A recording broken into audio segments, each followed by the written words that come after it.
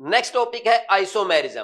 देखो अभी इसकी डेफिनेशन क्या है, the phenomena of existence of two or more compounds possessing the same molecular formula but different properties is known as isomerism. Such compounds are called as isomers. यानी ऐसे compounds जिनका molecular formula same हो but properties different हो उनको हम isomers कहते हैं और इस फिनोमिना को आइसोमेरिज्म कहते हैं। आइसोमेरिज्म दो टाइप का होता है, यहां पे टेबल में लिखा हुआ है, स्ट्रक्चरल आइसोमेरिज्म और स्टीरियो आइसोमेरिज्म। तो सबसे पहले हम पढ़ेंगे स्ट्रक्चरल आइसोमेरिज्म। इसकी डेफिनेशन क्या है, compounds having the same molecular formula but different structures are called as structural isomers and phenomena is known as structural isomerism। जो फर्दर 4 टाइप का होता है, chain isomerism, position isomerism, functional group isomerism और metamerism. तो सबसे पहले हम start कर रहे हैं चेन आइसोमेरिज्म।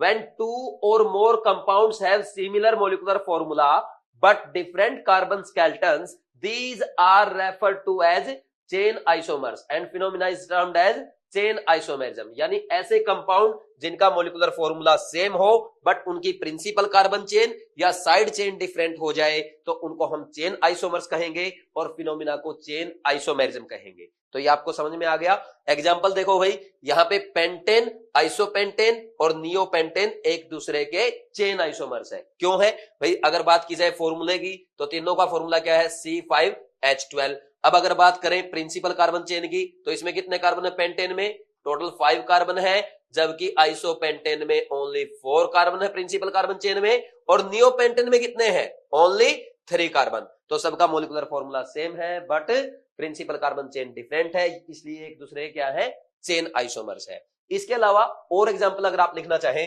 जैसे भाई ये हो गया, ये 5 कार्बन की साइक्लिक रिंग है तो मोलिकुलर फॉर्मूला क्या होगा, C5H12। इसके अलावा ये 4 कार्बन की रिंग है और इसमें एक मिथाइल ग्रुप है तो इसका भी मोलिकुलर फॉर्मूला सेम होगा। और यहाँ पे ये 3 कार्बन की साइक्लिक रिंग है और इसमें ये इथाइल ग्रुप लगा है तो ये भी क्या है, इनमें सब में क्या होगा, सेम मोलिकुलर फॉर्मूला है। बट प्रिंसिपल कार्बन चेन की बात की जाए तो ये 5 कार्बन की चेन, ये 4 कार्बन की चेन और ये 3 कार्बन की चेन, तो ये भी क्या है, एक दूसरे के चेन आइसोमर्स है। इसमें कोई डाउट नहीं होना चाहिए, ठीक है भाई। फिर इसके बाद नेक्स्ट देखो, यहां पे मान लीजिए अगर साइड चेन का एग्जांपल की बात करें, जैसे ये वाला आ गया भाई, ये क्या है, साइक्लोप्रोपेन, तो इसमें ये इथाइल ग्रुप लगा है तो आप क्या कहेंगे, इथाइल साइक्लोप्रोपेन। तो दूसरा मान लीजिए मैं ऐसे बना दूं, ये साइक्लोप्रोपेन है और यहाँ पे 2 कार्बन ये अलग अलग मिथाइल ग्रुप के मिथाइल की फॉर्म में लगा दिए, ठीक। तो दोनों में अगर आप देखें, ये है प्रिंसिपल कार्बन चेन जो साइक्लोप्रोपेन है, तो प्रिंसिपल कार्बन चेन तो सेम है बट यहाँ पे जो साइड चेन है वो क्या है, 2 कार्बन की है यानी इथाइल है, बट यहाँ पे क्या है भाई, मिथाइल है साइड चेन में यानी एक एक कार्बन की चेन है, तो इनकी साइड चेन डिफरेंट हो गई, इसलिए ये भी क्या कहलाएंगे, एक दूसरे के चेन आइसोमर्स कहलाएंगे। तो इसमें कोई डाउट नहीं होना चाहिए, पक्का।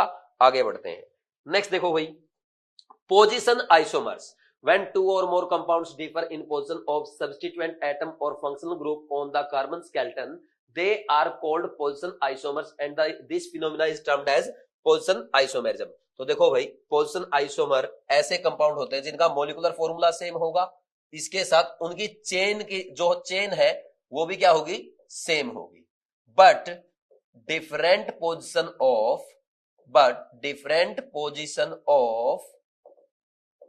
Functional group, different position of functional group, multiple bond और सब्स्टिट्यूएंट, इन तीनों में से किसी की भी डिफरेंट पोजीशन हो जाए तो उनको क्या कहेंगे, पोजीशन आइसोमर कहेंगे और फिनोमिना को पोजीशन आइसोमेरिज्म कहते हैं। जैसे फॉर एग्जांपल भाई इस केस में देखो, प्रोपेन 1 ऑल और प्रोपेन 2 ऑल, तो इनमें देखो ये 3 कार्बन की चेन है, ठीक, यहाँ पे भी 3 कार्बन की चेन है, बट इसमें यहाँ पे जो OH ग्रुप लगा है वो फर्स्ट कार्बन पे लगा है और इसमें क्या है, सेकंड कार्बन पे लगा है, तो फंक्शनल ग्रुप की पोजीशन डिफरेंट है, इसलिए एक दूसरे क्या है, पोजीशन आइसोमर्स है।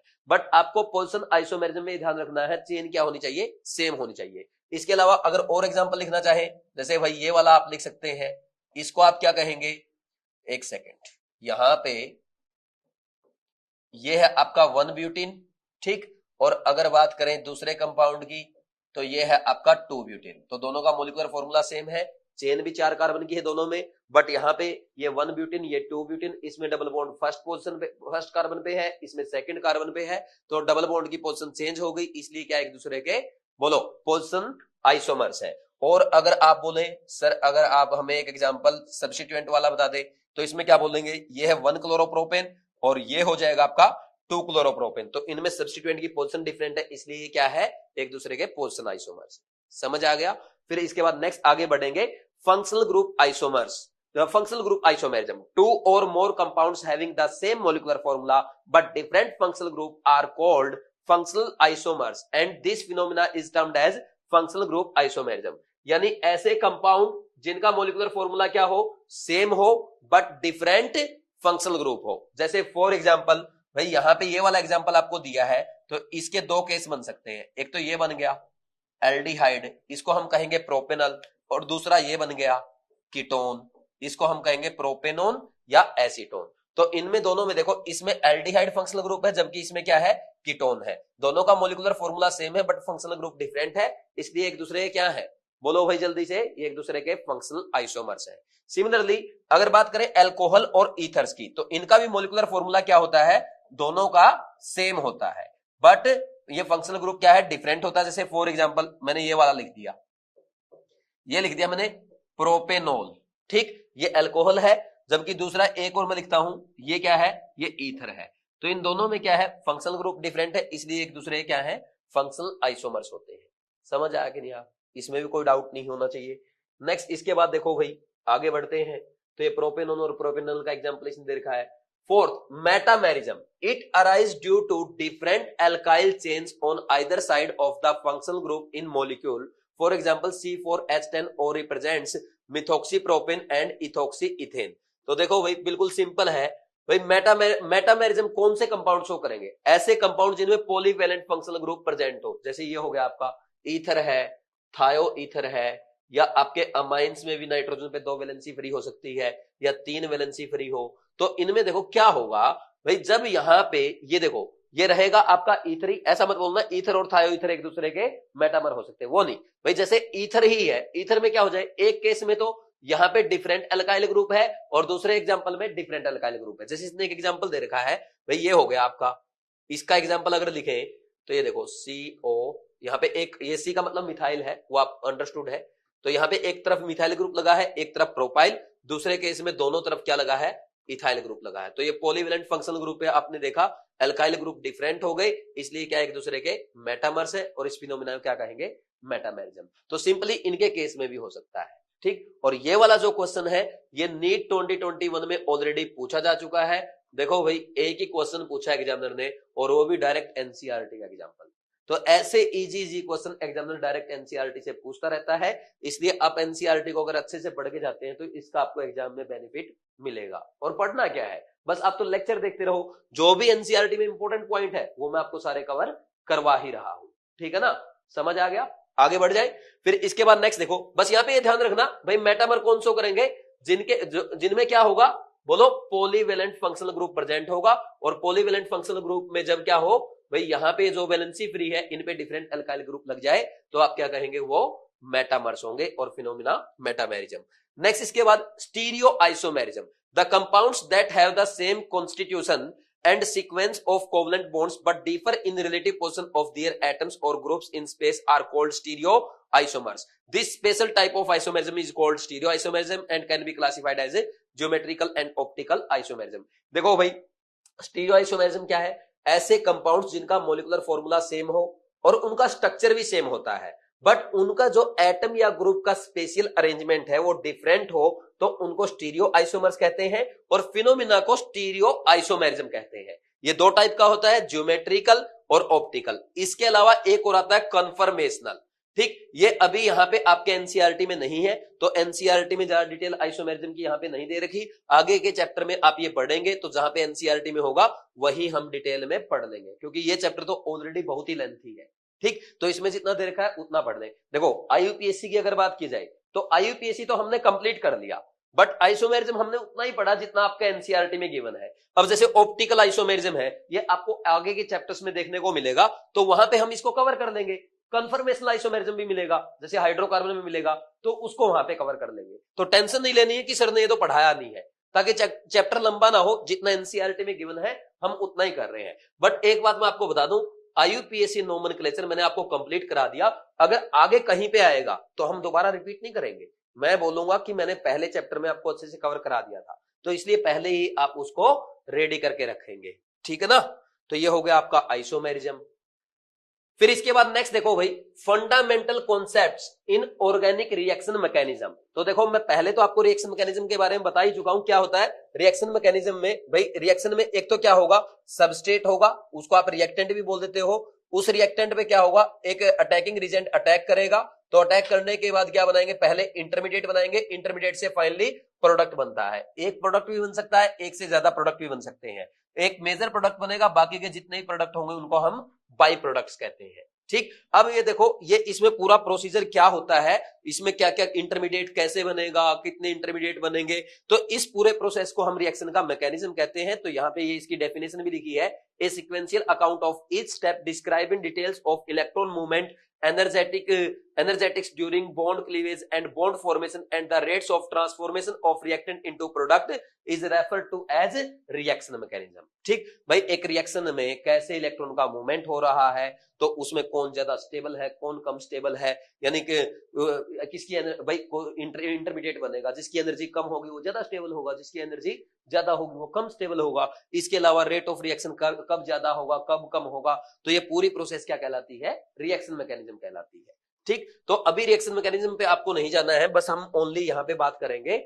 इसके बाद भाई रिएक्शन में जैसे इंटरमीडिएट बनते हैं, या रिएक्शन में जो इलेक्ट्रोफाइल न्यूक्लियोफाइल होते हैं उनके बारे में, प्रोडक्ट वगैरह के बारे में मैकेनिज्म पे अभी नहीं जा रहे। तो सबसे पहले देखो, fusion of a covalent bond. A covalent bond can get cleaved either by hydrolytic cleavage or homolytic cleavage. In hydrolytic cleavage the bond breaks in such a fashion that the shared pair of electron remains with one of the fragments। जैसे भाई देखो hydrolytic cleavage में क्या होगा, जो shared pair of electron होते हैं ना, तो वो एक एटम के पास चले जाएंगे या एक ग्रुप के पास चले जाएंगे। जैसे यहाँ पे ये क्या है भाई, आपका कार्बन का और ब्रोमीन का बॉन्ड है, तो इसमें जब हाइड्रोलिटिक क्लीवेज होगा तो इसमें जो दोनों इलेक्ट्रॉन है भाई, इसमें से एक तो किसका, ब्रोमीन का, और एक आपका कार्बन का है, तो दोनों इलेक्ट्रॉन किसके पास चले जाएंगे हाइड्रोलिटिक क्लीवेज में, ब्रोमीन के पास, क्योंकि इलेक्ट्रोनेगेटिव एटम है, तो ब्रोमीन पे आएगा नेगेटिव चार्ज और कार्बन पे क्या आ जाएगा, बोलो भाई, पॉजिटिव चार्ज। तो ऐसे ही आपका मिथाइल कैटायन बन जाएगा।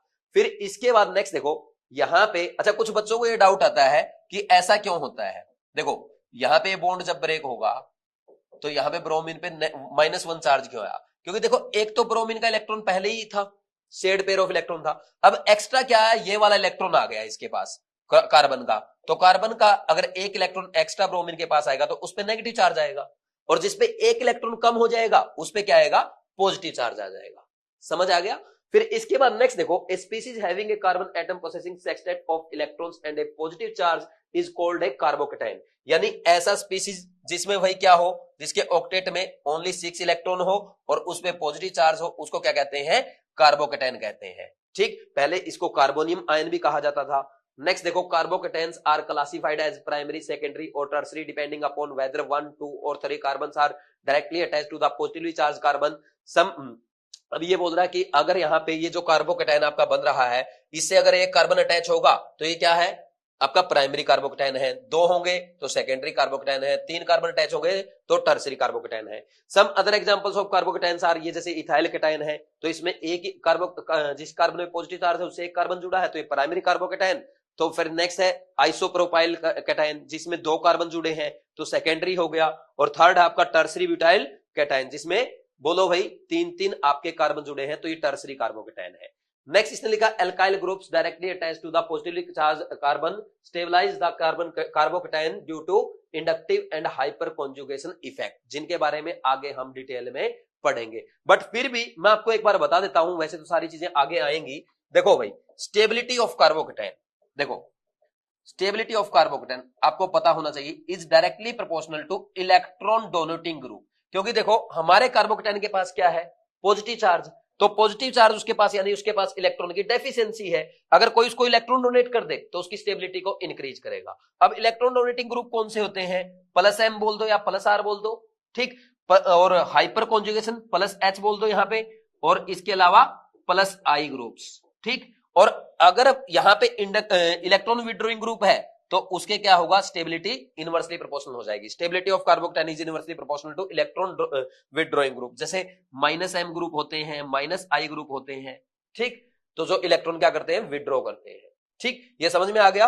और अगर बात की जाए स्टेबिलिटी ऑफ कार्बोनायन की, अब कार्बोनायन में क्या होता है, उसके पास ऑलरेडी ज्यादा इलेक्ट्रॉन्स है, तो इसके इलेक्ट्रॉन जो विड्रॉ करेगा वो इसको स्टेबलाइज करेगा। That will be directly proportional two electron withdrawing group. Stability इसकी डायरेक्टली प्रोपोर्शनल होगी किसके, इलेक्ट्रॉन विड्रॉइंग ग्रुप के, यानी जैसे -m -I ग्रुप है, और इनवर्सली प्रोपोर्शनल होगी इलेक्ट्रॉन डोनेटिंग ग्रुप के, जैसे +m +H +I।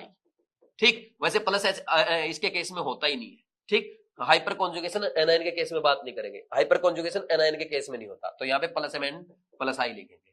ठीक, आप तो यार एक प्रिंसिपल ध्यान रखो, हमारी ऑर्गेनिक केमिस्ट्री में अगर कोई कंपाउंड ऐसा है जिसके पास इलेक्ट्रॉन की डेफिशिएंसी है, ठीक, कोई एटम ऐसा, जैसे कार्बन की बात करते हैं मेनली, कार्बन के पास अगर इलेक्ट्रॉन की डेफिशिएंसी है तब भी ये कम स्टेबल है। इसके पास अगर ज्यादा इलेक्ट्रॉन डेंसिटी है, नेगेटिव चार्ज है, तब भी ये कम स्टेबल है। ठीक, चाहे इलेक्ट्रॉन की डेफिशिएंसी हो या इलेक्ट्रॉन ज्यादा हो, तो ये हमेशा क्या होगा, कम स्टेबल होगा। बट अगर इसके पास ओनली ऑक्टेट कंप्लीट है, ये 4 बॉन्ड बना रहा है ऐसे, तो ये स्टेबल होता है। इतना समझ गए। तो जब भी देखो तो स्टेबिलिटी पे कैसे डिपेंड करेगा, अगर वो कार्बोकैटायन है तो उसको इलेक्ट्रॉन चाहिए, जो उसको इलेक्ट्रॉन डोनेट करेगा उसको स्टेबलाइज करेगा।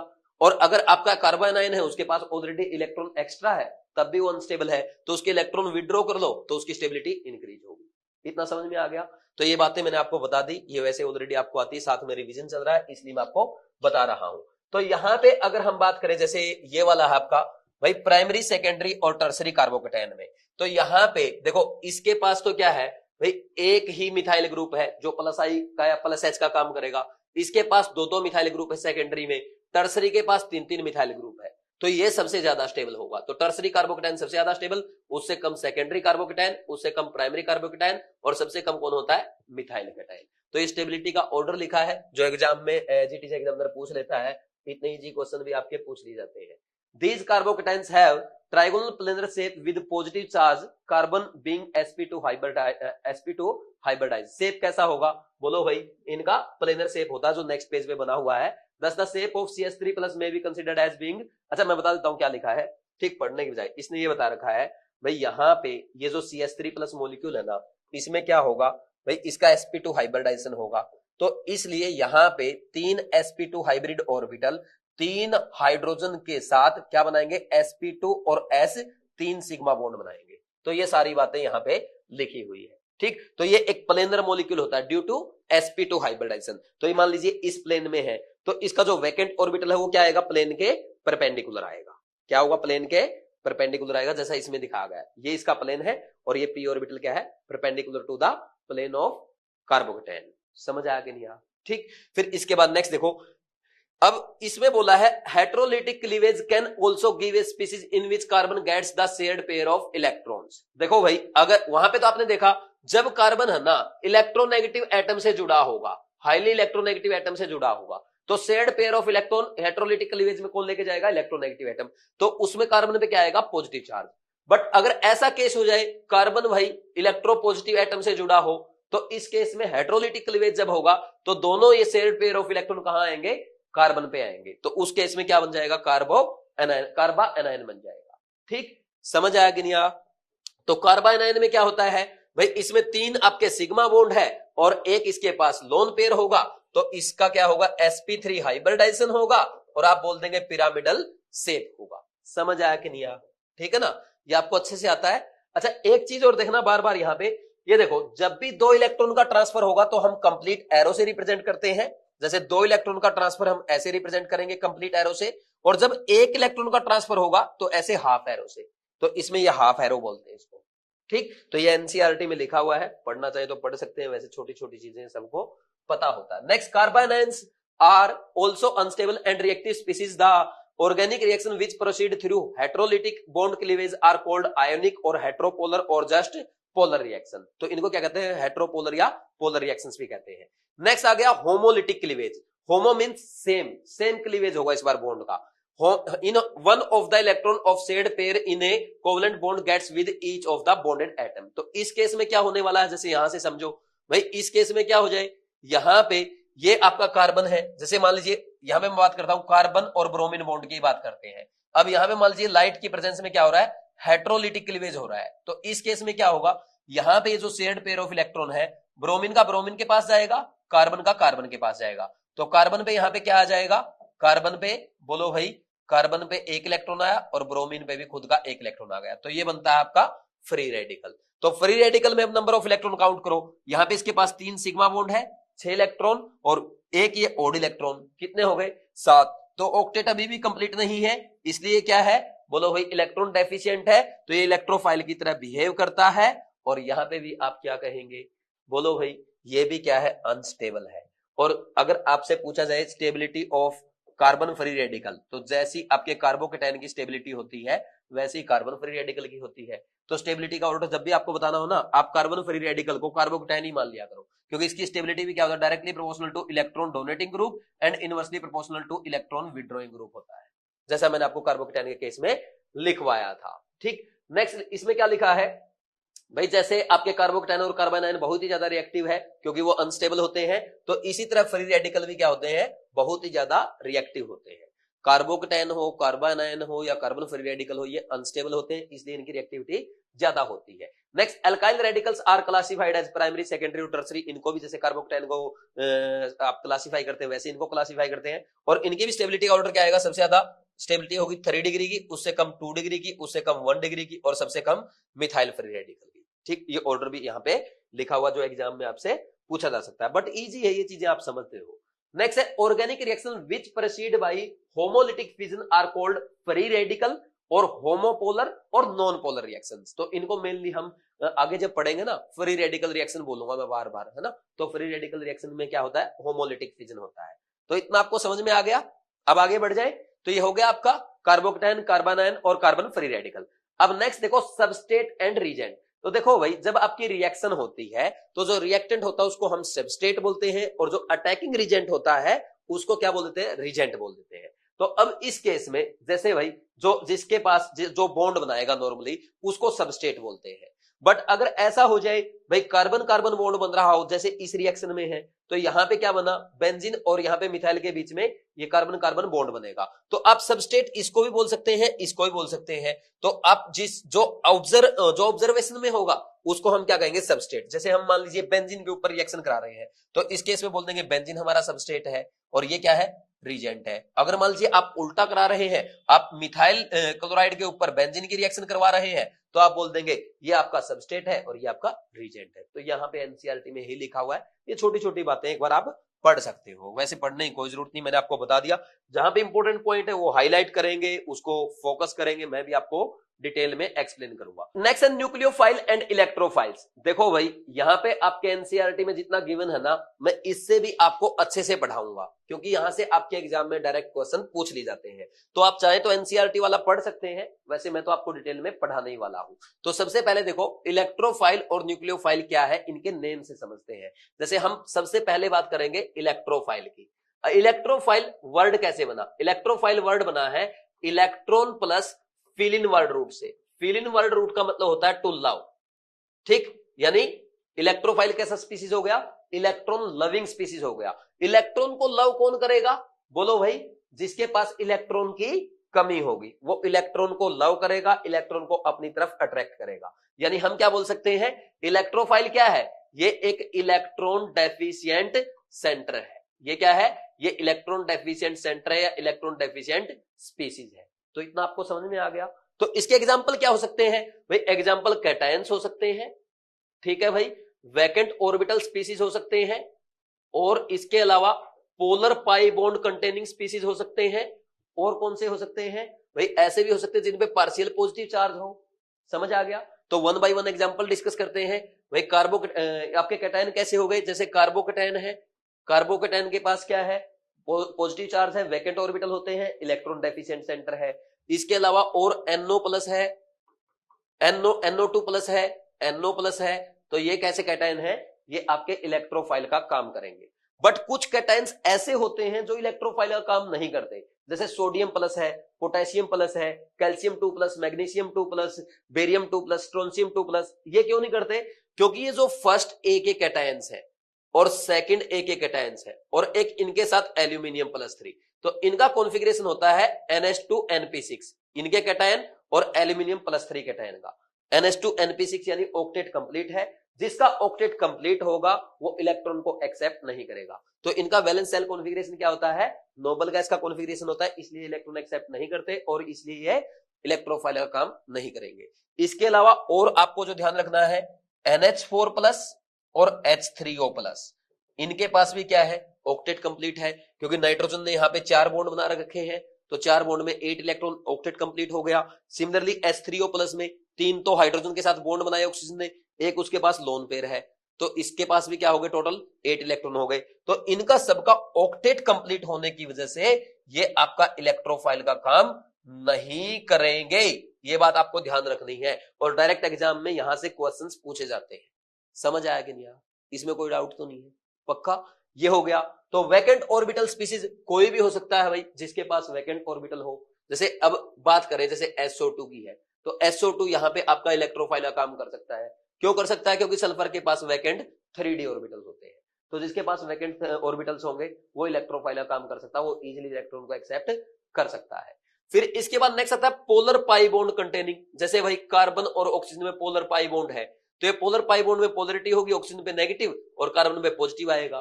तो कार्बन पे अगर पार्शियल पॉजिटिव चार्ज होगा तो ये इलेक्ट्रॉन को अपनी तरफ अट्रैक्ट करेगा, तो ये किसका काम करेगा, यहाँ पे ये कार्बन वाला जो सेंटर है ये इलेक्ट्रोफाइल का काम करेगा। और इसके अलावा ये देख लो, साइनाइड के केस में नाइट्रोजन पे नेगेटिव और इसके ऊपर कार्बन के ऊपर पॉजिटिव, ये इलेक्ट्रोफाइल का काम करेगा। SO3 के केस में, वैसे SO3 के केस में 6 बॉन्ड है, आप बोलेंगे सर इसके तो ऑक्टेट में 12 इलेक्ट्रॉन है, बट ये फिर भी किसका काम करता है, इलेक्ट्रोफाइल का काम करता है, क्योंकि ये पोलर पाई बॉन्ड है, ये ऐसे टूटेगा, इसके ऊपर माइनस इसके ऊपर प्लस आएगा, तो ये आपका इलेक्ट्रॉन डेफिशिएंट सेंटर हो गया। तो आई थिंक आपको ये भी अच्छे समझ में आ गया होगा। इसके अलावा आपके जैसे कार्बन अगर इलेक्ट्रोनेगेटिव का एटम के साथ बॉन्ड बनाता है, जैसे ऑक्सीजन है, नाइट्रोजन है या आपके हेलोजन्स है, तो उनमें क्या होगा, इलेक्ट्रोनेगेटिव पे नेगेटिव चार्ज और इलेक्ट्रो या कार्बन पे आएगा पॉजिटिव चार्ज, तो यहाँ पे किसका काम करेगा, इलेक्ट्रोफाइल का काम करेगा। तो ये आपको समझ में आ गया। तो ये इलेक्ट्रोफाइल की कहानी थी, ठीक, इतना समझ में आ गया इलेक्ट्रोफाइल किसे कहते हैं। तो अगर इसमें आपको कुछ नोट करना तो कर लो, क्योंकि इंपॉर्टेंट है, यहां से आपके एग्जाम में डायरेक्ट क्वेश्चन पूछ लिए जाते हैं। ठीक, कौन से कंपाउंड होंगे भाई, सिंपल सी बात है, वैकेंट ऑर्बिटल कंपाउंड होते हैं, जो कैटायंस हो सकते हैं, जो polar pi bond containing compound हो सकते हैं, या ऐसे कंपाउंड जिनके पास कार्बन पे क्या हो, पार्शियल पॉजिटिव चार्ज हो। ठीक, तो ये हो गए। फिर नेक्स्ट इसके बाद बात करेंगे न्यूक्लियोफाइल की। तो न्यूक्लियोफाइल फिर वही बात है, नेम कैसे आया भाई, न्यूक्लियोफाइल कहां से आया है, nucleus plus philein word root से आया है। फिल इन वर्ड रूट का मतलब है टू लव, किसको लव करेगा, न्यूक्लियस को, यानी न्यूक्लियस लविंग स्पीसीज को हम क्या कहेंगे, न्यूक्लियोफाइल। अब न्यूक्लियस को अपनी तरफ कौन अट्रैक्ट करेगा भाई, न्यूक्लियस पे क्या होता है, पॉजिटिव चार्ज होता है, तो न्यूक्लियस को वही अट्रैक्ट करेगा जिसपे क्या होगा, नेगेटिव चार्ज होगा या इलेक्ट्रॉन डेंसिटी ज्यादा होगी, तो वो क्या होगा, आपका न्यूक्लियोफाइल होगा। तो न्यूक्लियोफाइल आप सिंपली बोल सकते हैं they are electron rich species, वो क्या होते हैं, इलेक्ट्रॉन रिच स्पीसीज होते हैं। अब इलेक्ट्रॉन रिच स्पीसीज कौन से हो सकते हैं भाई, एक तो सिंपल आपका भाई नेगेटिव चार्ज वाले, जैसे एग्जांपल के लिए बात कर ले, एग्जांपल आपका आ जाएगा जैसे अल्काइल ग्रुप पे ये मिथाइल एनायन है, इथाइल एनायन है, या आपका ये OH- है, साइनाइड आयन है, या आपका हैलोजन एनायन है। तो ये क्या करेंगे, जिसपे भी नेगेटिव चार्ज है वो किसका काम करेगा, इलेक्ट्रॉन रिच स्पीसीज का काम करेगा, न्यूक्लियोफाइल का काम करेगा।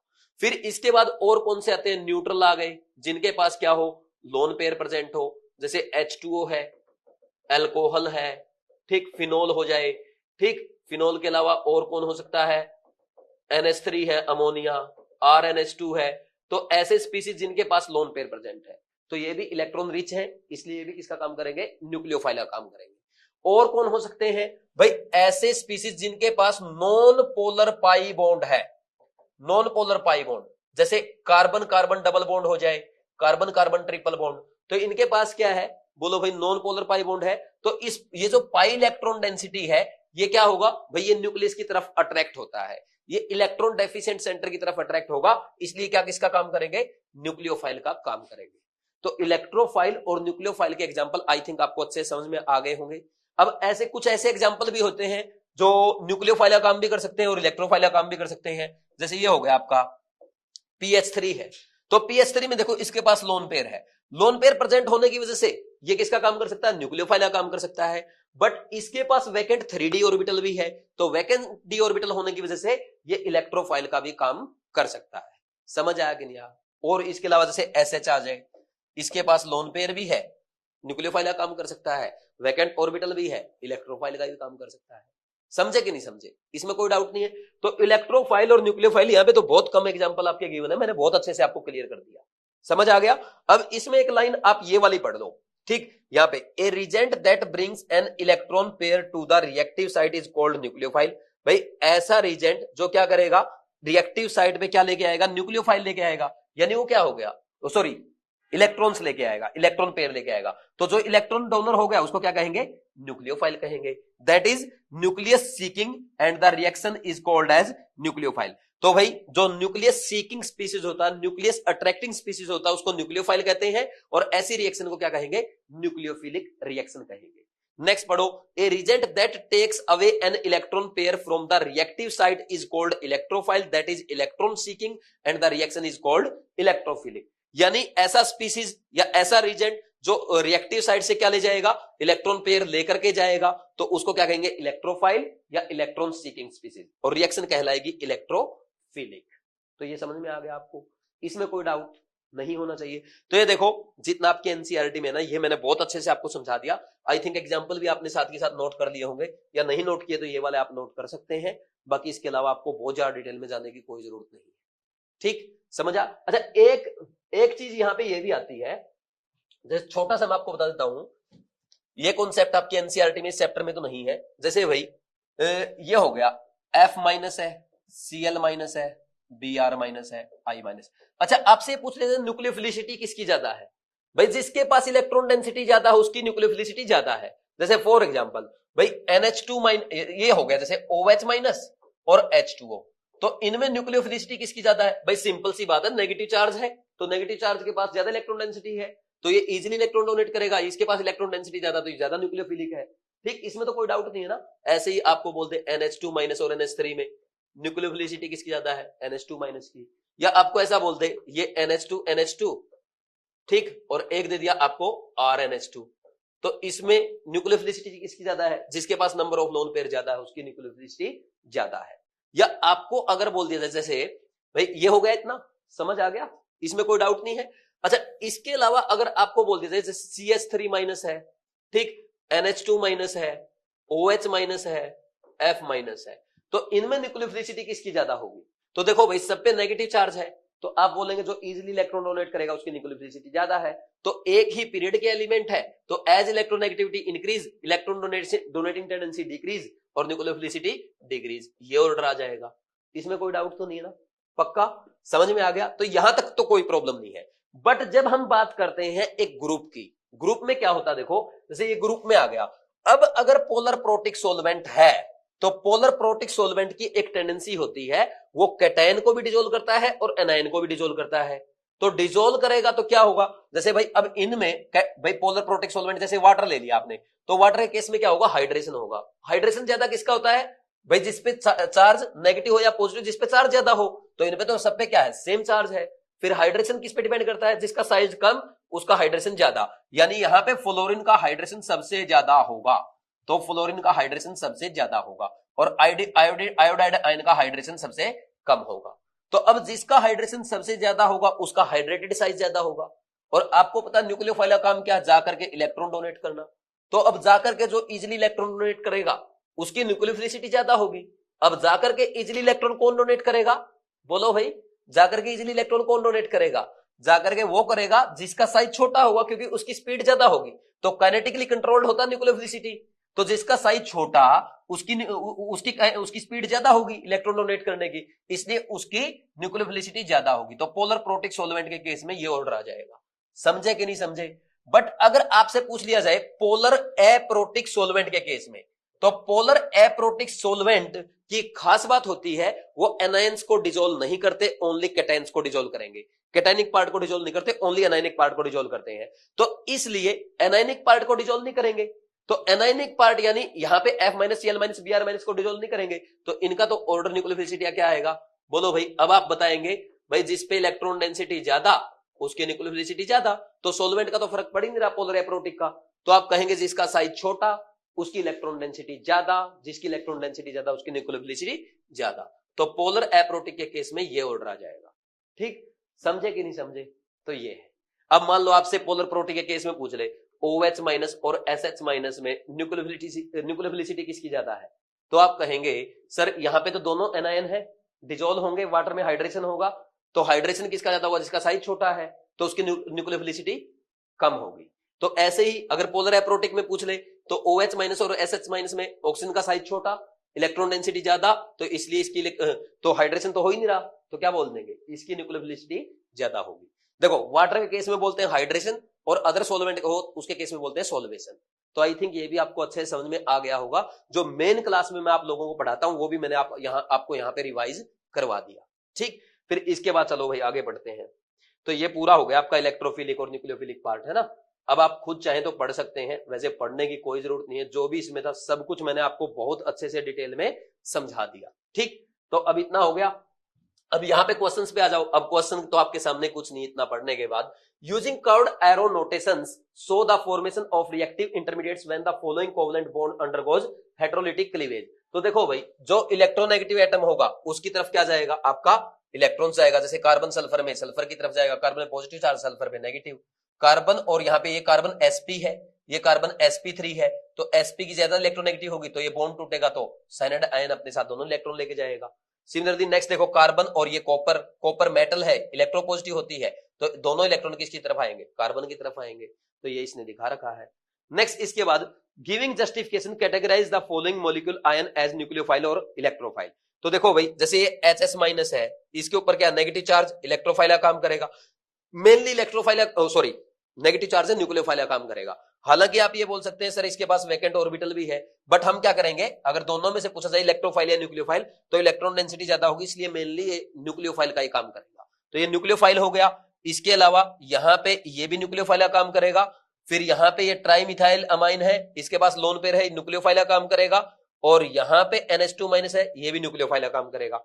बट बाकी देखो जैसे BF3 है, भाई BF3 का ऑक्टेट कंप्लीट नहीं है, इसके पास वैकेंट ऑर्बिटल होता है एक, इसलिए ये इलेक्ट्रॉन अपनी तरफ अट्रैक्ट करेगा तो इलेक्ट्रोफाइल का काम करेगा। और नेक्स्ट यहाँ पे Cl प्लस है, कार्बो ये Cl कैटायन है, इलेक्ट्रोफाइल का काम करेगा। यहाँ पे देखो इसमें क्या कार्बन sp2 हाइब्रिडाइज है, पॉजिटिव चार्ज है, किसका काम करेगा, इलेक्ट्रोफाइल। और NO2 प्लस तो मैंने एग्जांपल में आपको एक्सप्लेन किया ही था।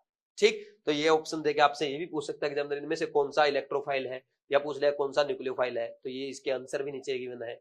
नेक्स्ट देखो identify electrophilic centre in the following. तो देखो भाई जहां पे पोलर पाई बॉन्ड है, ये बॉन्ड ऐसे ब्रेक होगा, कार्बन में पार्शियल पॉजिटिव और ऑक्सीजन पे नेगेटिव आएगा पार्शियल, तो कार्बन क्या है, इलेक्ट्रोफिलिक सेंटर है। सिमिलरली CH3CN में क्या होगा भाई, यहाँ पे आप ये बोलेंगे ये इसमें नाइट्रोजन में पोलर पार्शियल नेगेटिव और इस पे पार्शियल पॉजिटिव, कार्बन यहाँ पे क्या है, इलेक्ट्रोफिलिक सेंटर है। सिमिलरली CH3I में आयोडीन पे नेगेटिव और कार्बन में पॉजिटिव, तो कार्बन क्या है, इलेक्ट्रोफिलिक सेंटर है। ठीक, तो आई थिंक ये भी आपको अच्छे समझ में आ गए होंगे। अब नेक्स्ट देखो भाई और बेसिक है electron movement in organic reactions. तो इलेक्ट्रॉन का मूवमेंट कैसे होता है, देखो यहाँ पे ये बताया गया जब दो इलेक्ट्रॉन होंगे तो वो क्या कैसे शो करेंगे उनका मूवमेंट, फुल एरो से, और अगर एक इलेक्ट्रॉन का मूवमेंट होता है तो हाफ एरो से। फिर इसके बाद देखो यहाँ पे ये जो पाई बॉन्ड मूव करेगा, तो पाई बॉन्ड के दोनों इलेक्ट्रॉन मूव करेंगे, इसलिए फुल एरो से दिखाया गया है। तो ये वहां से पाई बॉन्ड यहां चला गया, फिर यहाँ पे ये इसने डबल बॉन्ड बना लिया एक। तो दूसरा केस ये हो सकता है कि आपका एटम के ऊपर आ जाए, तो एटम के ऊपर कैसे दिखाएंगे, दोनों इलेक्ट्रॉन यहां आ जाएंगे और इसके ऊपर नेगेटिव चार्ज दिखा देते हैं। ठीक, फिर इसके बाद ये लोन पेयर हो सकता है कि इसकी फॉर्म में चला जाए, बॉन्ड की फॉर्म में चला जाए, तो यहां से ये ऐसे शो कर देंगे। ठीक, तो ये बॉन्ड बन रहा है। इसके अलावा और देखो यहाँ पे भाई ये नेगेटिव चार्ज है, ये देखो नेगेटिव चार्ज है, ये जाकर के यहाँ पे इस इलेक्ट्रॉन डेफिशिएंट कार्बन पे क्या कर रहा है, अटैक कर रहा है, तो दोनों इलेक्ट्रॉन का ट्रांसफर होगा, तो कार्बन और ऑक्सीजन के बीच में बॉन्ड बन जाएगा सिंगल, और Br अपने दोनों इलेक्ट्रॉन यहाँ पे इस बॉन्ड के दोनों इलेक्ट्रॉन लेके चला जाएगा, इस पे नेगेटिव आ जाएगा। अब यहाँ पे CH3Cl को कैसे ब्रेक किया गया, ये हेटेरोलिटिक क्लीवेज है। हेटेरोलिटिक क्लीवेज कैसे हुआ, इसका इलेक्ट्रॉन इसके पास, इसका इलेक्ट्रॉन इसके पास, एक इलेक्ट्रॉन का मूवमेंट हाफ एरो से शो करेंगे। ठीक, ये हो गया। नेक्स्ट आ जाओ भाई electron displacement effect in covalent bond. The electron displacement due to the influence of an atom or a substituent group present in the molecule cause permanent polarization of the bond.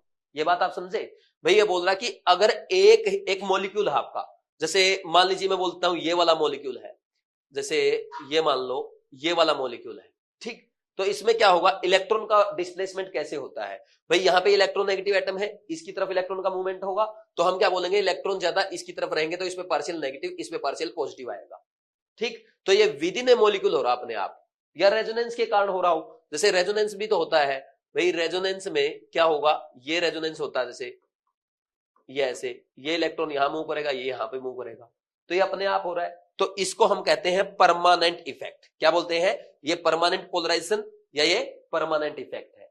But temporary effect क्या होता है, next inductive, अच्छा inductive effect, resonance और hyper conjugation. क्या है जो permanent effect है, permanent polarisation है, इसके एग्जांपल है रेजोनेंस, हाइपर कॉन्जुगेशन और इंडक्टिव इफेक्ट। ये आपको ध्यान रखना है, ठीक। फिर नेक्स्ट देखो, अब इसने लिखा inductive effect and resonance effect are example of this type of electron displacement, यानी परमानेंट इफेक्ट के एग्जांपल है। इसने हाइपर कॉन्जुगेशन नहीं लिखा, वो भी आप इसके साथ लिख सकते हैं। Next, temporary electron displacement effects are seen in a molecule when a reagent approach to attack it. This type of electron displacement is called electromagnetic effect और पोलराइजेबिलिटी इफेक्ट। तो देखो भाई, जब आपके मॉलिक्यूल में इलेक्ट्रॉन का मूवमेंट हो, किसकी वजह से, जब आकर के वहां पे कोई अटैकिंग स्पीसीज अटैक कर रहा है, बाहर से आकर के कोई अटैक कर रहा है और तब इलेक्ट्रॉन का मूवमेंट हो रहा है, तो उसको क्या कहेंगे, टेम्परेरी इफेक्ट कहेंगे, ठीक। टेम्परेरी क्यों कहेंगे, क्योंकि ये कब ऑब्जर्व हुआ, जब बाहर से आकर के किसी ने अटैक किया, यानी उसमें दूसरे मॉलिक्यूल का भी रोल है, तो उसको कहेंगे टेम्परेरी इफेक्ट। इसका एग्जांपल है इलेक्ट्रोमैग्नेटिक इफेक्ट, जो आप आगे पढ़ेंगे, इसको हम पोलराइजेबिलिटी इफेक्ट भी कहते हैं। तो टेम्परेरी इफेक्ट क्या होता है, इसका एग्जांपल है इलेक्ट्रोमैग्नेटिक इफेक्ट। समझ आया कि नहीं आप। तो विद इन मॉलिक्यूल अगर अपने आप हो रहा है, जैसे इंडक्टिव इफेक्ट में होता है, रेजोनेंस में अपने आप होता रहता है, हाइपर कॉन्जुगेशन में विद इन मॉलिक्यूल अपने आप हो रहा है, दूसरे मॉलिक्यूल का कोई रोल नहीं है, तो वो आपका परमानेंट इफेक्ट है। और अगर बाहर से आकर के कोई मॉलिक्यूल अप्रोच कर रहा है, अटैक कर रहा है, उसके कारण इलेक्ट्रॉन का डिस्प्लेसमेंट है, तो then it is called temporary effect. क्योंकि जैसे ही वो अटैकिंग रिजेंट हटेगा तो वो इफेक्ट नजर नहीं आएगा, ठीक। तो वो टेम्परेरी है जब तक अटैकिंग रिजेंट प्रेजेंट है, ठीक। फिर इसके बाद नेक्स्ट आगे आ जाओ भाई। हाँ, अब सबसे पहले पढ़ेंगे inductive effect. When a covalent bond is formed between atoms of different electronegativity, the electron density is more towards the more electronegative atom of the bond. Such a shift of electron density result in polar covalent bond. Polar covalent bond. Bond polarity leads to various electronic effect in the organic compound. तो ये बोल रहा है, जब है ना भाई दो डिफरेंट इलेक्ट्रोनेगेटिविटी वाले एटम्स के बीच में कोवलेंट बॉन्ड बनता है, तो उसमें क्या होगा भाई, ज्यादा इलेक्ट्रॉन डेंसिटी जो है वो इलेक्ट्रोनेगेटिव एटम की तरफ रहेगी, और इस इलेक्ट्रॉन शिफ्टिंग के कारण इस पे आएगा इलेक्ट्रोनेगेटिव पार्शियल नेगेटिव, और हमारे दूसरे एटम पे आएगा पार्शियल पॉजिटिव चार्ज। तो ये जो इफेक्ट आप देख रहे हैं, ये क्या है भाई, ये क्या है, इसी को हम कहते हैं इंडक्टिव इफेक्ट या आई इफेक्ट।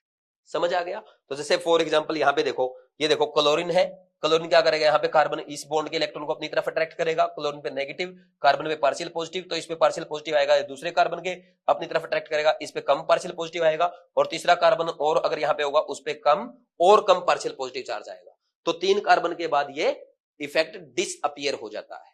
समझ आया कि नहीं आया। तो ये यहाँ पे सब लिखा हुआ है, पढ़ना चाहे तो पढ़ सकते हैं, वैसे मैंने आपको समझा दिया। तो थियरी पढ़ने के बाद क्या हो जाएगा, यही लिखा कि पार्शियल पॉजिटिव आएगा, पार्शियल नेगेटिव आएगा, क्यों आएगा वो मैंने बता दिया, ड्यू टू इलेक्ट्रोनेगेटिविटी डिफरेंस, ठीक। अब नेक्स्ट देखो भाई, इसके बाद यहाँ पे the polar CCl bond induces polarity in the adjacent bond, भाई बराबर वाला जो बॉन्ड उसमें भी आएगी, जैसे कार्बन कार्बन के साइड में इस बॉन्ड में भी आ रही है ना।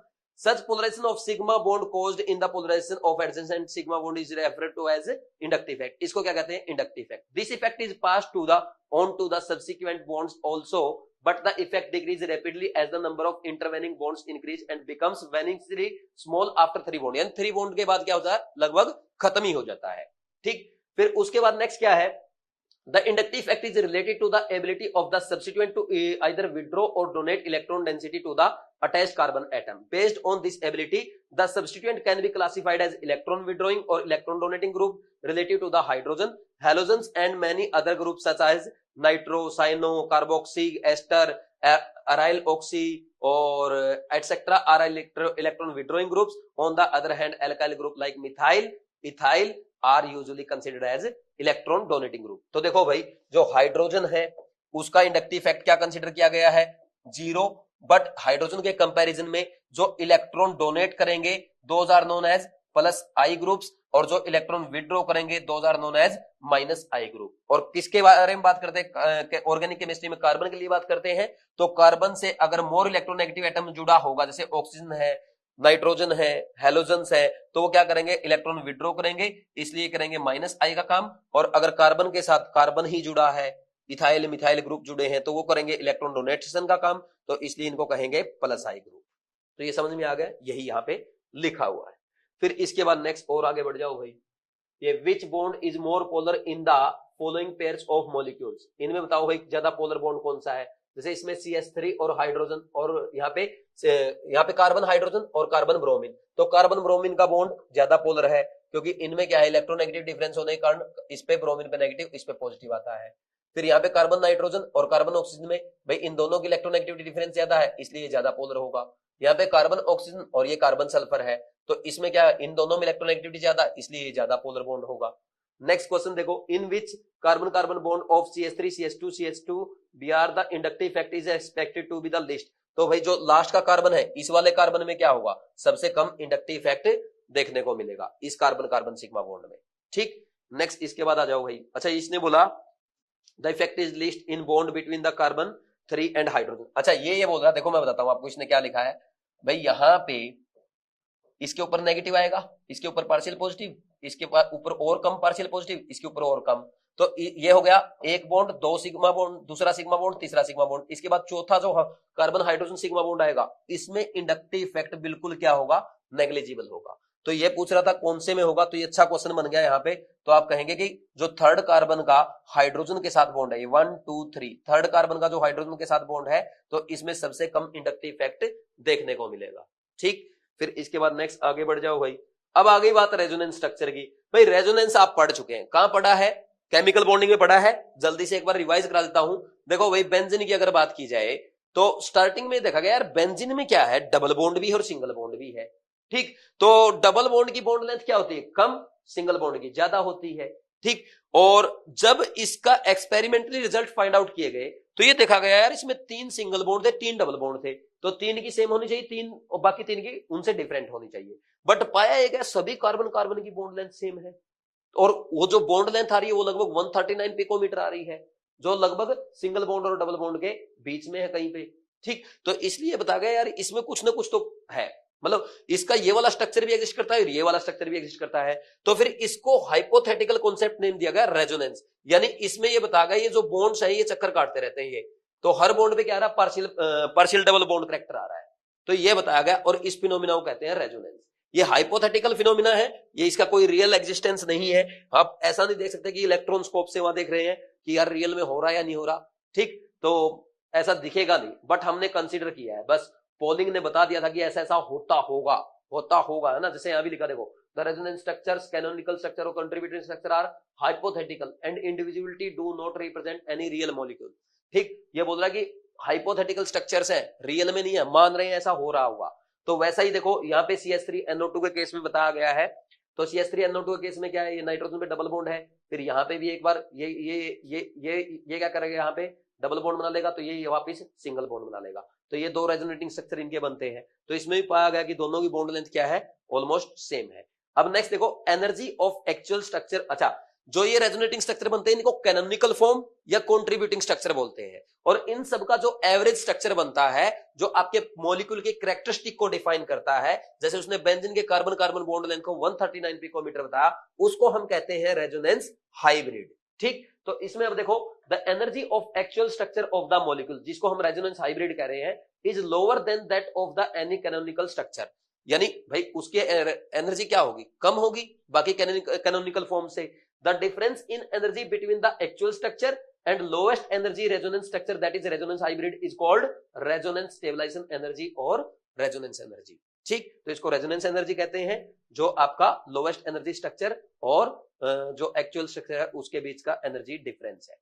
नेक्स्ट देखो, the resonance structure have the same position of nuclei। अच्छा भाई, अब resonance में क्या होगा? जो आपके एटम्स है ना वहीं पे रहेंगे, रेजोनेंस में एटम की पोजीशन चेंज नहीं होगी, तो इसका मतलब have same position of nuclei and the same number of unpaired electron. उनमें जो अनपेयर्ड इलेक्ट्रॉन होंगे जो मूव कर रहे हैं, है ना, जो रेजोनेंस में पार्टिसिपेट कर रहे हैं, वो भी आपके सेम रहेंगे। ठीक, फिर इसके बाद लिखा among the resonating structure the one which has more number of covalent bond all the atom with octet electrons except hydrogen which has a duplet less separation of opposite charges, a negative charge if any on more electronegative atom, a positive charge if any on more electropositive atom, and more dispersal of charge is more stable than others.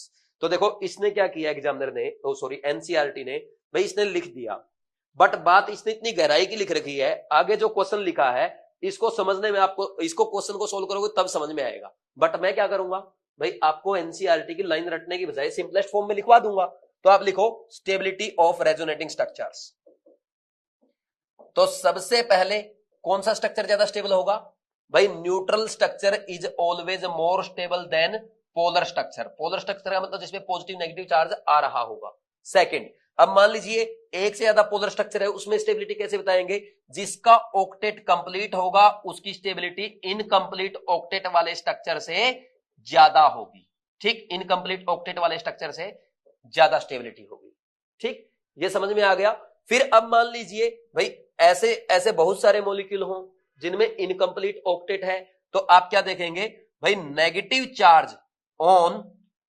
Charge on more electronegative atom is more stable. भाई ऐसा structure जिसमें negative charge electronegative atom पे है और positive charge किस पे है, positive electropositive atom पे है, तो वो वाला स्ट्रक्चर बाकी से ज्यादा स्टेबल होगा। अब मान लीजिए जैसे ये आ गया भाई, यहां पे ये ऐसा स्ट्रक्चर बन रहा है, इसको मैं रेजोनेटिंग स्ट्रक्चर ऐसे बना रहा हूं कि यहाँ पे ऑक्सीजन पे एक तो पॉजिटिव, इसमें यहाँ पे कार्बन पे नेगेटिव, और यहाँ पे ऑक्सीजन पे नेगेटिव और कार्बन पे पॉजिटिव, तो दोनों में इनकम्प्लीट ऑक्टेट तो है ही।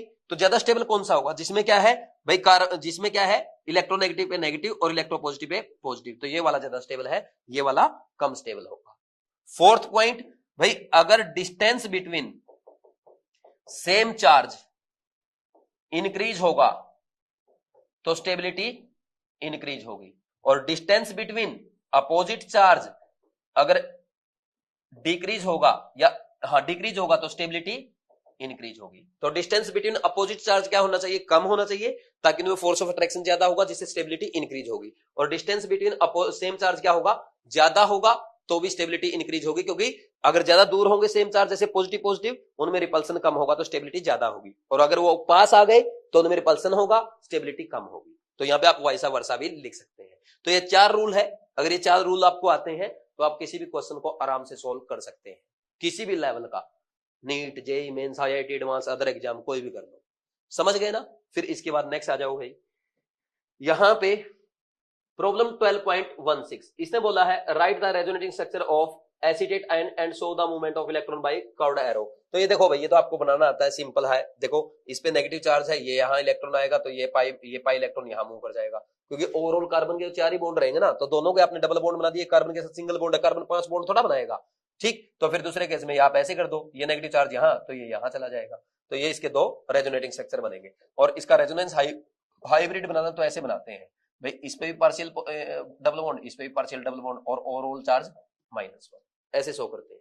ठीक, फिर इसके बाद नेक्स्ट देखो भाई, ये वाला क्वेश्चन की बात कर रहा था मैं, right the resonating structure of ये आपको दिया CH2 double bond CH CHO, indicate relative stability of the contributing structure. ये ऐसा क्वेश्चन है जो आपके एग्जाम में डायरेक्ट पूछा जा सकता है, आपको आना चाहिए। तो इसमें सबसे पहले आपने क्या देखा, न्यूट्रल स्ट्रक्चर सबसे ज्यादा स्टेबल होगा, तो ये क्या है न्यूट्रल, तो आंख बंद करके इसकी स्टेबिलिटी सबसे ज्यादा हो गई। ठीक, फिर उसके बाद ये दोनों पोलर स्ट्रक्चर हैं जिनपे क्या है चार्ज, क्या है बोलो भाई, पोलरिटी है, पॉजिटिव नेगेटिव चार्ज है। तो इसमें देखो यहाँ पे आपने देखा कार्बन का ऑक्टेट इनकम्प्लीट है, और ऑक्सीजन का क्या है, ऑक्सीजन के पास एक बॉन्ड है और 3 लोन पेयर है, तो इसका ऑक्टेट कंप्लीट है, बाकी न्यूट्रल है। और हाइड्रोजन का ओनली डुप्लेट चेक करते हैं, तो इसमें क्या है, यहाँ पे कार्बन का इनकम्प्लीट ऑक्टेट है। इस वाले केस में क्या देखा आपने, कार्बन पे नेगेटिव चार्ज है तो 2 हाइड्रोजन बॉन्ड, और एक यहाँ पे कार्बन कार्बन सिंगल बॉन्ड और एक नेगेटिव चार्ज, तो 8 इलेक्ट्रॉन हो गए, इसका ऑक्टेट तो कंप्लीट है। अब बात करो ऑक्सीजन की, तो ऑक्सीजन के केस में अगर आप देखेंगे यहाँ पे भाई एक सिग्मा बॉन्ड, 2 लोन पेयर, तो 6 इलेक्ट्रॉन हो गए। इस बार ऑक्सीजन का ऑक्टेट कंप्लीट नहीं है, यानी दोनों का ही ऑक्टेट इनकम्प्लीट है। तो थर्ड पॉइंट पे बढ़ो, थर्ड पॉइंट में आपने पढ़ा था भाई, नेगेटिव इलेक्ट्रोनेगेटिव पे नेगेटिव चार्ज होना होगा और electro positive pay positive charge होगा, वो स्ट्रक्चर ज्यादा स्टेबल होगा।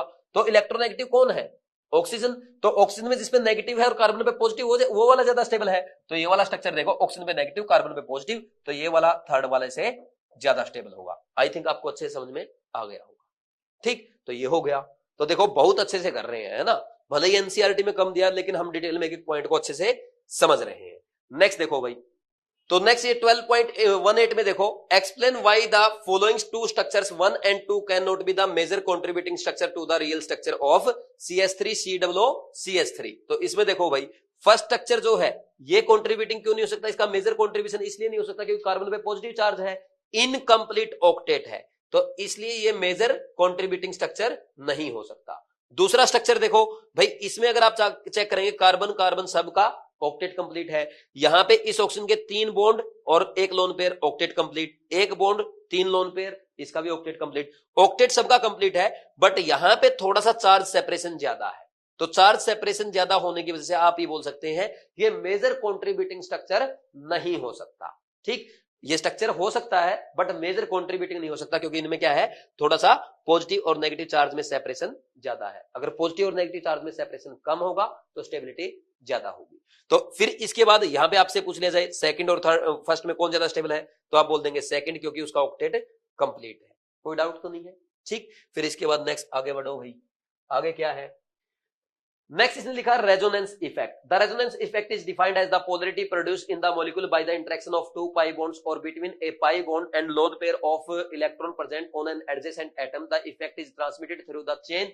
There are 2 type of resonance or mesomeric designated as R और M इफेक्ट। देखो भाई, रेजोनेंस इफेक्ट जो है उसमें क्या करते हैं भाई, पोलरिटी प्रोड्यूस होगी due to movement of electrons. Electron का मूवमेंट कैसे होता है, तो वो हम 2 टाइप से डिफाइन करते हैं, पॉजिटिव रेजोनेंस इफेक्ट यानी प्लस आर इफेक्ट, या इसको प्लस एम इफेक्ट भी बोलते हैं। तो देखो, जो इलेक्ट्रॉन डोनर होता है जिसके पास इलेक्ट्रॉन प्रेजेंट होंगे, तो कैसा इफेक्ट शो करेगा, प्लस आर या प्लस एम इफेक्ट शो करेगा। जैसे भाई आपका NH2 हो गया, ठीक, OH हो गया, OR हो गया, ठीक, इसके अलावा आपका NHCOR हो गया, तो यहां पे इनके पास लोन पेयर है या हैलोजन एटम्स है, तो जिसके पास लोन पेयर होंगे वो किसका काम करेगा, प्लस आर या प्लस एम का। तो इसमें देखो, इसमें लिखा है in this effect the transfer of electron is away from an atom or substituent group attached to the conjugated system. This electron displacement makes certain position in molecule of high electron density. तो इसमें क्या होगा,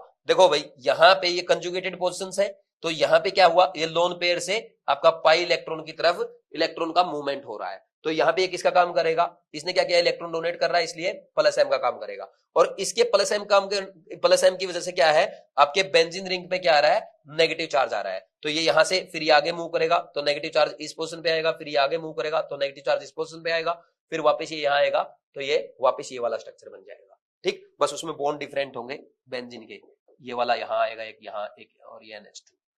ठीक, तो ये आपका last structure हो जाएगा। तो अब देखो, अब इस प्लस एम की वजह से क्या हुआ, आपकी बेंजीन रिंग पे इलेक्ट्रॉन डेंसिटी बढ़ रही है। ठीक, तो ये इसने लिखा है कि इलेक्ट्रॉन डेंसिटी क्या होगी, हाई होगी आपके मॉलिक्यूल पे। फिर इसके बाद इसका उल्टा होता है माइनस आर इफेक्ट या माइनस एम इफेक्ट। तो इसमें देखो क्या होता है भाई, अगर पोलर पाई बॉन्ड आ जाए, जैसे ये वाला आपका CO पोलर पाई बॉन्ड है, तो ये पोलर पाई बॉन्ड ऐसे ब्रेक होगा, तो ये क्या करेगा, इसके पास अगर कोई कंजुगेटेड पोजीशन है तो ये क्या करेगा, उसके इलेक्ट्रॉन अपनी तरफ अट्रैक्ट करेगा, क्योंकि ये पाई इलेक्ट्रॉन तो यहां गया, तो अब ये पाई इलेक्ट्रॉन को अपनी तरफ अट्रैक्ट करेगा, तो ये क्या कर रहा है, इलेक्ट्रॉन को विड्रॉ कर रहा है, इसलिए माइनस आर का काम कर रहा है, माइनस एम का काम करेगा। और ये मॉलिक्यूल पे क्या करेगा, बोलो भाई, मॉलिक्यूल पे इलेक्ट्रॉन डेंसिटी को डिक्रीज करेगा। इसके और एग्जांपल क्या हो सकते हैं भाई, CO हो गया, CHO हो गया, NO2 है, साइनाइड है, ठीक, COOH है, ये होंगे। तो इसमें देखो, जैसे NO2 है भाई, इस पे पोलर पाई बॉन्ड यहां मूव करेगा, तो ये क्या करेगा, नाइट्रोजन इस कार्बन कार्बन डबल बॉन्ड को अपनी तरफ अट्रैक्ट करेगा। फिर इस पे पॉजिटिव चार्ज आया तो ये पॉजिटिव चार्ज ऐसे मूव करेगा, ये इसको पाई इलेक्ट्रॉन यहां मूव कर गया, ये पॉजिटिव चार्ज आ गया, फिर ये पाई इलेक्ट्रॉन यहां मूव कर जाएगा, तो इस पे पॉजिटिव चार्ज आ जाएगा।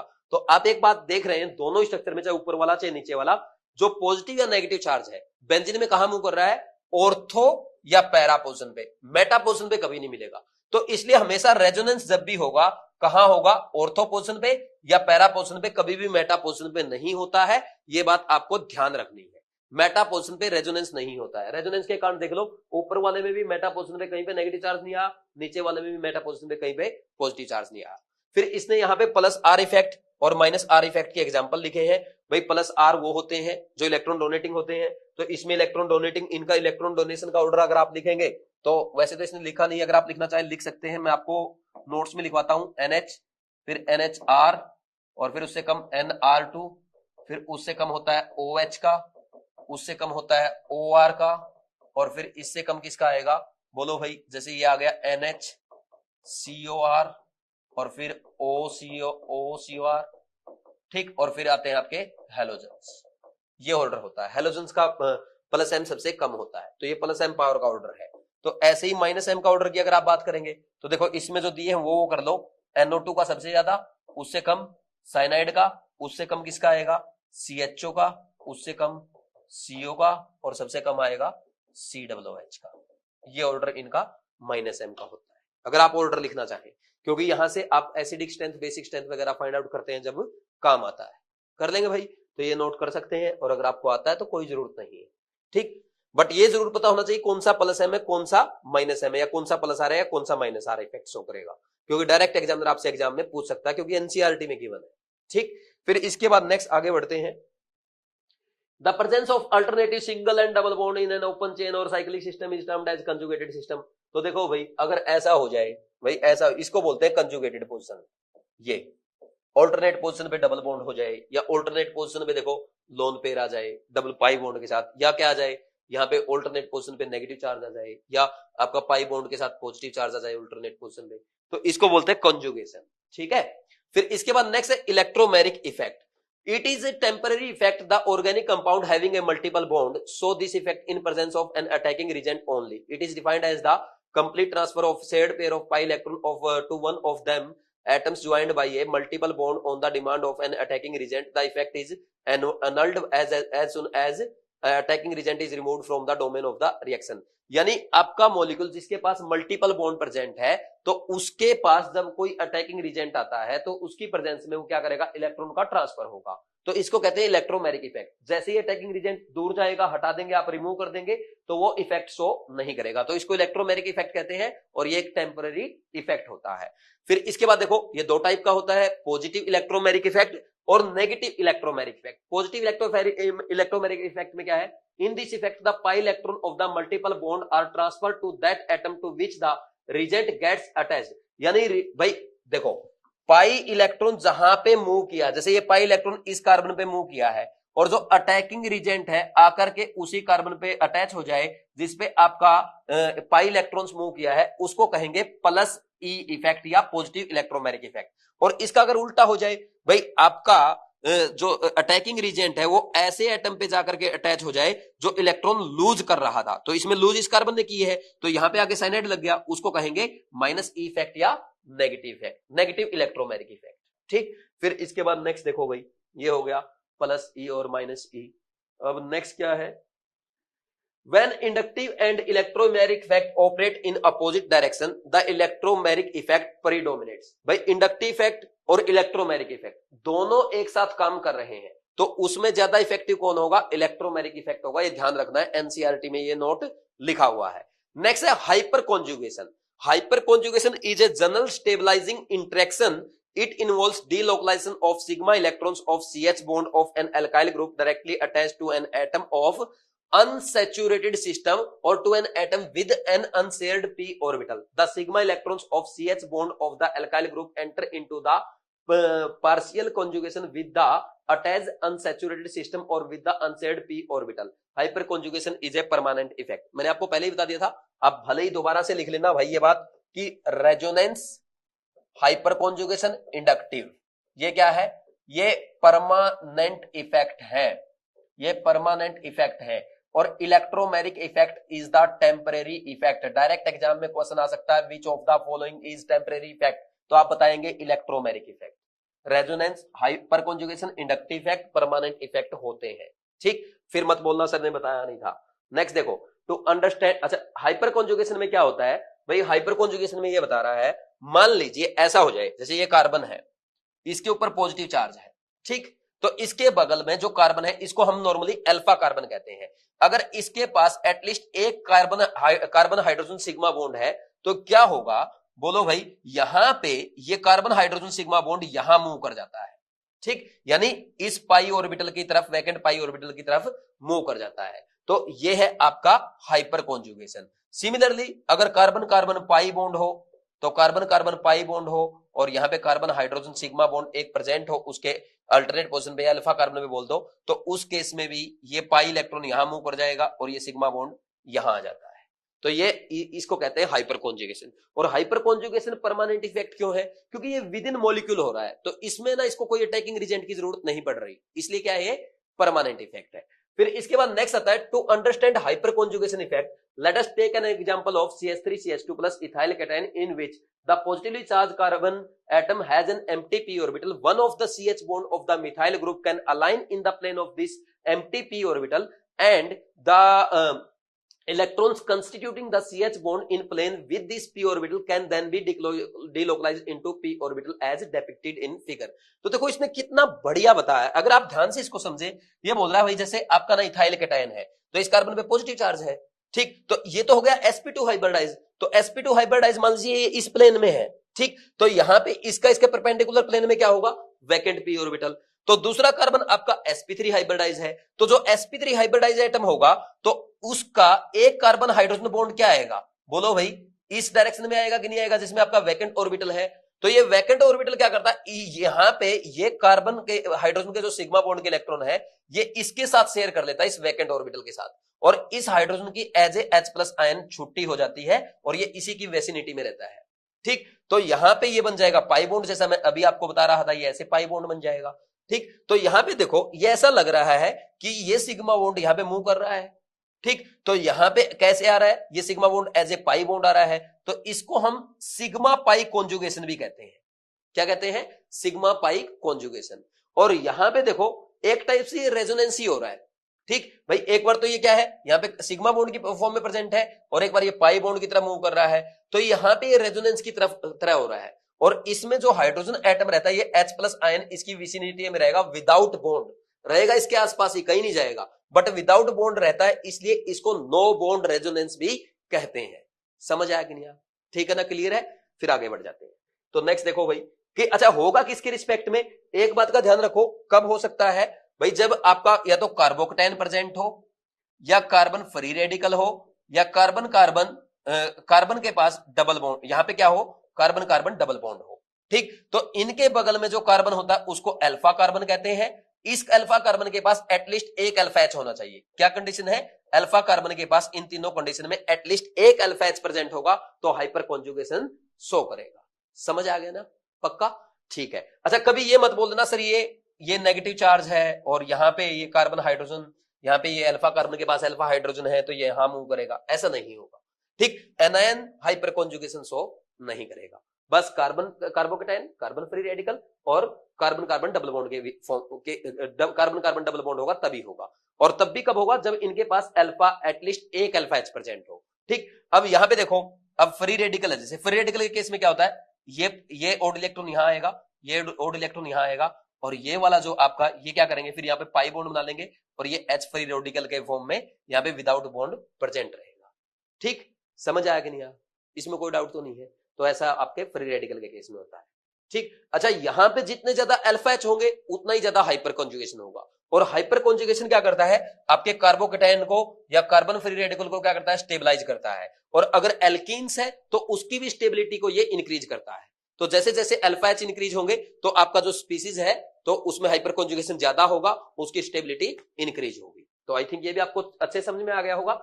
Next, this type of overlap stabilize the carbocation because the electron density from the adjacent sigma bond helps in dispersing the positive charge. तो ये मैंने आपको बता ही दिया, क्या करता है, ये कार्बोकटायन को स्टेबलाइज करेगा। अच्छा नेक्स्ट इसने दिखा रखा है यहां पे कार्बन कार्बन डबल बॉन्ड के साथ हाइपर कॉन्जुगेशन। तो ये देखो, अच्छा इसने कार्बोकटायन का ही दिखा रखा है। तो कार्बोकटायन के केस में क्या बोल रहा है भाई, एक बार तो ये सिग्मा बॉन्ड यहां पे मूव कर जाए तो ये H प्लस आयन बनेगा, बिना बॉन्ड के एग्जिस्ट कर रहा है। फिर एक बार हो सकता है ये वाला carbon hydrogen sigma bond move कर जाए तो ये वाला केस बनेगा, ये वाला मॉलिक्यूल बनेगा। फिर एक बार ये मूव कर जाए तो यहाँ पे H प्लस आयन आएगा। तो ये ऐसे हाइपर कॉन्जुगेशन शो करेगा। जितने अल्फा H प्रेजेंट होंगे उतने ही हाइपर कॉन्जुगेटेड स्ट्रक्चर बनेंगे, और रेजोनेंस की तरह जितने ज्यादा हाइपर कॉन्जुगेटेड स्ट्रक्चर बनेंगे उतनी ही ज्यादा स्टेबिलिटी आपके मॉलिक्यूल की होगी, ठीक। फिर इसके बाद नेक्स्ट आ जाओ, in general greater the number of alkyl group attached to a positively charge carbon atom the greater is the hyperconjugation interaction and stabilization of the carbocation. तो जितने ज्यादा एल्काइल ग्रुप होंगे उतने ज्यादा अल्फा एच होंगे, उतना ही ज्यादा hyper conjugation होगा, उतना ही कार्बोकेटायन ज्यादा स्टेबल होगा। ठीक, फिर अगर आपसे पूछा जाए रेजोनेंस, हाइपर कॉन्जुगेशन और इंडक्टिव इफेक्ट में इनकी इफेक्टिवनेस का ऑर्डर क्या है, तो रेजोनेंस सबसे ज्यादा इफेक्टिव, उससे कम हाइपर कॉन्जुगेशन और सबसे कम इंडक्टिव इफेक्ट इफेक्टिव होता है। इंडक्टिव इफेक्ट से ज्यादा तो इलेक्ट्रोमैग्नेटिक भी इफेक्टिव होता है। जब आपका इंडक्टिव इफेक्ट इस डायरेक्शन में, इलेक्ट्रोमैग्नेटिक इस डायरेक्शन में, तो कौन डोमिनेंट है, इलेक्ट्रोमैग्नेटिक है, जब दोनों दोनों अपोजिट डायरेक्शन में काम कर रहे हो। फिर नेक्स्ट देखो, इसके पास 9 अल्फा एच है, टर्सरी कार्बोकेटायन ज्यादा स्टेबल है। इसके पास 6 अल्फा एच, इसके पास 3 अल्फा एच और इसके पास तो अल्फा एच है ही नहीं, तो जिसके पास ज्यादा अल्फा एच वो सबसे ज्यादा स्टेबल है। Hyperconjugation is also possible in alkenes and alkyl arenes. भाई एल्कीन्स में पॉसिबल है, ये मैंने आपको बता दिया। इसमें इनमें भी क्यों ऐसा क्यों होता है, क्योंकि इनमें भी क्या करेगा भाई, जो कार्बन हाइड्रोजन सिग्मा बॉन्ड होता है तो वो उसका जो पाई ऑर्बिटल है, तो पाई ऑर्बिटल का जो बना रहा है, जैसे ये हो गया आपका, दोनों कार्बन क्या है, sp2 हाइब्रिडाइज है, तो ये इस प्लेन में है, तो ये यहाँ पे perpendicular to the plane pi bond बना रहे होंगे, तो यहाँ पे बगल वाला जो कार्बन है उसका हाइड्रोजन एक हाइड्रोजन बॉन्ड उसी प्लेन में होगा। तो उस केस में क्या करता है, इस कार्बन का हाइड्रोजन के साथ सिग्मा बॉन्ड जो है वो किस में चला जाएगा, वो पाई बॉन्ड की तरह चला जाता है और ये आगे मूव कर जाएगा। तो यहाँ पे ऐसा होगा, तो ये तो आ जाएगा यहाँ पे एज ए पाई बॉन्ड, और ये वाला पाई बॉन्ड इसके ऊपर नेगेटिव चार्ज की फॉर्म में चला जाता है। तो ऐसे एल्कीन में होता है, और एल्कीन में हो सकता है तो आपका एरिन्स में भी हो सकता है, जैसे बेंजीन है, तो बेंजीन के ऊपर ये देखो, ये कैसे होगा, यहाँ पे देखो ये कार्बन है, इसके पास हाइड्रोजन है और बगल वाले कार्बन में क्या है, बोलो भाई डबल बॉन्ड है, ये यहां मूव करेगा तो यहाँ पे आ जाएगा। तो ये क्या, ये आप इसको ऐसे शो कर सकते हो, ये नेगेटिव चार्ज और ये डबल बॉन्ड आ गया, ये H प्लस की फॉर्म में प्रेजेंट है, तो इसमें भी हाइपर कॉन्जुगेशन हो रहा है। ठीक, बेंजीन में भी। समझ आ गया नहीं आ, इसमें कोई डाउट तो नहीं है। तो इसमें भी आप यही बोल देंगे, जितने जितने अल्फा एच होंगे उतने ही हाइपर कॉन्जुगेटेड स्ट्रक्चर बनेंगे। जैसे इसमें 3 अल्फा एच है, 1 2 3, 3 आपके हाइपर कॉन्जुगेटेड स्ट्रक्चर बन रहे हैं। तो आप ये भी बोल सकते हैं stability of alkene, stability of alkene directly proportional to क्या होती है, नंबर ऑफ अल्फा एच। कर सकते हैं या नहीं कर सकते, इसमें कोई डाउट तो नहीं है। अच्छा, मैं एक कॉन्सेप्ट आपको बताता हूं भाई, स्टेबिलिटी ऑफ एल्कीन सबसे पहला नंबर तो किस पे डिपेंड करेगी, डायरेक्टली प्रोपोर्शनल टू होती है कंजुगेशन। ठीक है भाई, कंजुगेटेड एल्कीन सबसे ज्यादा स्टेबल होती है। ठीक, यानी रेजोनेंस इसमें होगा। सेकंड नंबर किसका आएगा, हाइपर कॉन्जुगेशन। अब हाइपर कॉन्जुगेशन में मान लीजिए 3-4 एल्कीन ऐसी जिसमें number of alpha H same है, तो उसमें ना अनसिमेट्रिक एल्कीन ज्यादा स्टेबल होगी, अनसिमेट्रिक सिमेट्रिक से ज्यादा स्टेबल होती है। जैसे फॉर एग्जांपल भाई यहाँ पे ये आ गया, भाई सबसे पहले एल्कीन तो आपकी ये है, जैसे ये, इसमें तो हाइपर कॉन्जुगेशन, इसमें तो क्या कंजुगेशन है, रेजोनेंस सबसे ज्यादा स्टेबल हो गई। फिर इसके बाद मान लीजिए ये आ गई आपकी, ये वाली एल्कीन आ गई। ठीक, और फिर इसमें एक और केस आ गया, ये वाला। ठीक, ये वाला केस आ गया, यहाँ पे एक एक एच आएगा, है ना, यहाँ पे एक एक एच लिख लेना। ठीक, तो इनमें दोनों में क्या है, 6 अल्फा एच 6 अल्फा एच, तो ज्यादा स्टेबल कौन सी होगी, ये वाली, क्योंकि ये अनसिमेट्रिक है, इसमें दोनों एक ही कार्बन पे है, दोनों अल्फा एच। ठीक, और फिर मान लीजिए ये आ गया, जैसे ये सिमेट्रिक है, इसमें भी क्या है, सिस और ट्रांस का केस बनता है, तो ट्रांस क्या होगी, सिस से ज्यादा स्टेबल होगी। ठीक, ट्रांस और सिस भी गिवन है, तो ट्रांस ज्यादा स्टेबल होती है। ठीक, नेक्स्ट देखो, हाइपर कॉन्जुगेशन में भी regarded as no bond resonance, ये मैं आपको बता चुका हूं। इंपॉर्टेंट पॉइंट ये है स्टेबिलिटी ऑफ एल्कीन वाला, सबसे ज्यादा स्टेबल कौन होगी, कंजुगेटेड एल्कीन। फिर आप देखेंगे जिसमें नंबर ऑफ अल्फा एच ज्यादा होंगे उसकी स्टेबिलिटी ज्यादा होगी, और नंबर ऑफ अल्फा एच अगर सेम हो जाए तो अनसिमेट्रिक एल्कीन सिमेट्रिक से ज्यादा स्टेबल होती है, और सिमेट्रिक में ट्रांस एल्कीन सिस से ज्यादा स्टेबल होगी। तो ये ऑर्डर आएगा। फिर इसके बाद नेक्स्ट देखो भाई, नेक्स्ट क्या है, यहां पे एक्सप्लेन, ये लिखा tri methyl cation is more stable then ethyl cation and methyl cation and methyl cation is least stable. तो इसमें 9 अल्फा एच है, इसमें 3 अल्फा एच है, इसमें अल्फा एच ही नहीं है, तो जिसमें ज्यादा अल्फा एच होंगे उसकी स्टेबिलिटी ज्यादा होगी। अच्छा, एक कई बार ना आपसे एक और पूछता है, एचओएच, हीट ऑफ हाइड्रोजनेशन। तो heat of hydrogenation is directly proportional to number of pi bond होती है पहले तो। ठीक, जैसे जिसमें ज्यादा पाई बॉन्ड होंगे उसकी हीट ऑफ हाइड्रोजनेशन ज्यादा होगी, और HOH is inversely proportional to stability of alkene होती है, अगर number of pi bond same हो जाए, स्टेबिलिटी ऑफ एल्कीन के इनवर्सली प्रोपोर्शनल होगी। और स्टेबिलिटी ऑफ एल्कीन अभी आपने पढ़ा था। ठीक, तो ये कॉन्सेप्ट यहाँ पे आपके गिवन नहीं है, तो ये भी मैंने आपको सिखा दिया। heat of hydrogenation is directly proportional to number of pi bond in alkene और inversely proportional to stability of alkene जब नंबर ऑफ पाई बॉन्ड क्या हो जाए, सेम हो जाए। फिर नेक्स्ट इसके बाद देखो भाई type of reactions and mechanism. तो इसमें देखो भाई 4 टाइप की रिएक्शंस आती हैं, substitution reaction, addition reaction, elimination reaction, rearrangement reaction. तो इन रिएक्शंस को एक तो नेक्स्ट चैप्टर यानी हाइड्रोकार्बन में पढ़ेंगे, बाकी कुछ रिएक्शंस को हम क्लास 12th में पढ़ेंगे। तो यहाँ पे ओनली नेम लिखा है, टेंशन लेने की जरूरत नहीं है, बाकी आगे पढ़ेंगे। तो ये आइसोमेरिज्म और आपका जो जनरल ऑर्गेनिक केमिस्ट्री था वो भी कंप्लीट हो गया। नेक्स्ट हमें करना है method of purification of organic compound यानी प्रैक्टिकल ऑर्गेनिक केमिस्ट्री। तो इसको करते हैं ब्रेक के बाद।